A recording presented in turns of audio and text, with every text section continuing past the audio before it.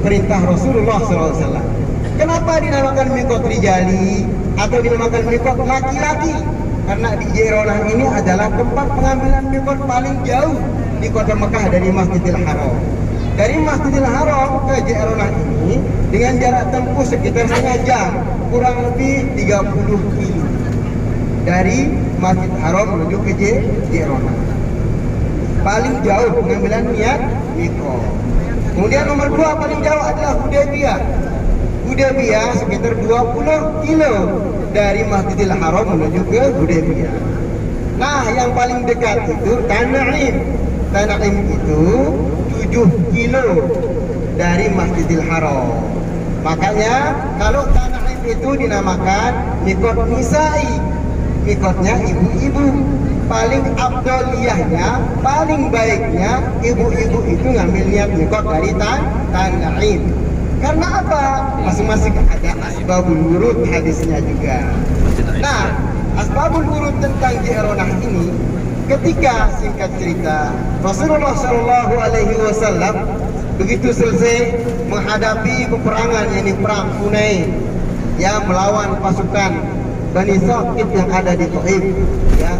Mereka terkalahkan waktu perang Hunain, sehingga Rasulullah SAW banyak mendapatkan harta ghanimah, rampasan perang, itu halal hukumnya. Beliau kumpulkan di Ji'ronah ini. Ji'ronah ini nama perkampungan, Bapak Ibu, ya, perkampungan Ji'ronah, ya, nama tempat perkampungan Ji'ronah. Di sanalah Bapak Ibu, antara Ji'ronah ke Mekah sekitar 30 kilo. Dari Ji'ronah ke Taif kurang lebih sekitar 40 kilo. Jadi jarak tempuh dari Mekah ke Taif 1 jam. Dari Mekah, ya, menuju Ji'ronah sekarang ini setengah jam. Nah, jadinya pertengahan Ji'ronah ini antara Taif dengan Mekah. Nah, ketika Rasulullah SAW berhasil, ya, mengalahkan kaum Bani Saqif yang ada di Taif, kemudian mendapatkan harta ghanimah rampasan perang sangat banyak sekali. Di Ji'ronah inilah Rasulullah SAW membagikan harta-harta ghanimah tersebut khususnya kepada penduduk Mekah, tentara kaum muslimin yang membantu Rasulullah SAW waktu perang Hunain tersebut, khususnya yang dari Mekah 2000 orang. Kenapa? Rasulullah SAW 10.000 orang yang datang berserta Rasulullah dari Madinah untuk meluluhkan tentara Bani Saqif yang ada di Taif, dibantu 2.000 orang dari Mekah, ya. Selama di Mekah kurang lebih 3-4 bulan, penduduk Madinah dipersaudarakan oleh Rasulullah dengan tentara kaum muslimin yang ada di Mekah, ya. Kemudian diladeni, semuanya dipersaudarakan, ya. Setelah itu dibantu banyak oleh penduduk Mekah. Maka dengan rasa baik Rasulullah SAW, maksud hati beliau ingin membalas budi baik, ya, penduduk Mekah selama beliau dibantu berada di Mekah. Maka semua harta rampasan perang tersebut dibagikan oleh Rasulullah SAW di depan para sahabat. Tentara pasukan muslimin yang datang dari Madinah 10.000 itu, mereka menyaksikan gimana Rasulullah SAW membagikan harta ghanimah tersebut kepada pasukan muslimin, tentara muslimin yang ada tinggal di Mekah. Inilah yang membuat mereka cemburu sosial, ya. Kenapa kita, ya Rasulullah, kan kita sama-sama ikut berperang juga, kita sama-sama berperang, kenapa kita nggak dibagikan ini harta ghanimah? Kenapa hanya khusus orang-orang Mekah saja?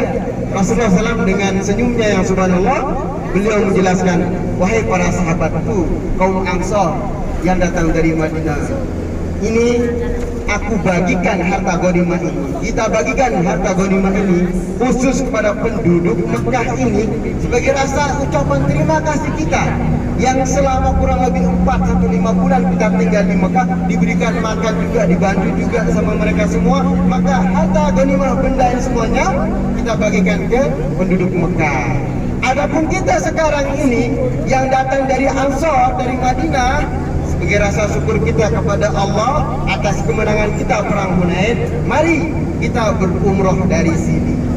Makanya Rasulullah Ji'ronah ini dikenal dengan mikot rijali, mikotnya bapak-bapak. Kenapa?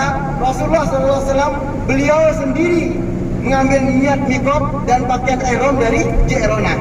Disebut juga dengan mikot qauliyah dan fi'liyahnya. Beliau menyampaikan, menyuruh, dan juga beliau fi'liyah mengerjakan dari Ji'ronah. Itulah sebabnya dinamakan miqat qauliyah dan fi'liyah, atau dikenal juga dengan miqat rijali. Miqatnya bapak-bapak. Di samping juga dijauhnya jarak antara tanah haram dan Ji'ronah, sehingga lebih utama, lebih abdoliyahnya bapak-bapak ngambil niat miqat dari Ji'ronah. Ini dari sisi abdoliyahnya. Adapun dari sah hukum tidaknya, halal dan tidaknya, boleh dan tidaknya, ibu-ibu juga boleh. Sama dengan yang di Tanaim juga.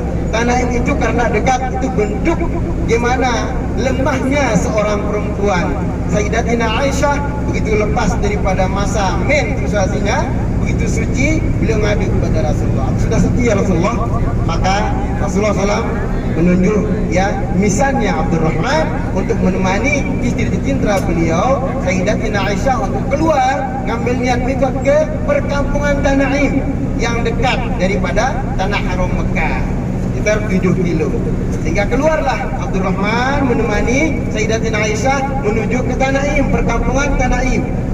Sehingga dikenal di sana dibikinkan masjid, dibangunkan Masjid Aisyah untuk mengenang. Itulah asbabul wurud. Sejarah utama asbabulnya di sana adalah dinamakan dengan Masjid Aisyah karena Sayyidatina Aisyah begitu lepas masa sucinya untuk berangkat pergi lagi mengambil niat miqat umrah, disuruh diperintahkan oleh Rasulullah. Inilah Rasulullah mengatakan secara qauliyah, ya, secara perintah suruhan di sana untuk mengambil niat miqat dari tanah ini.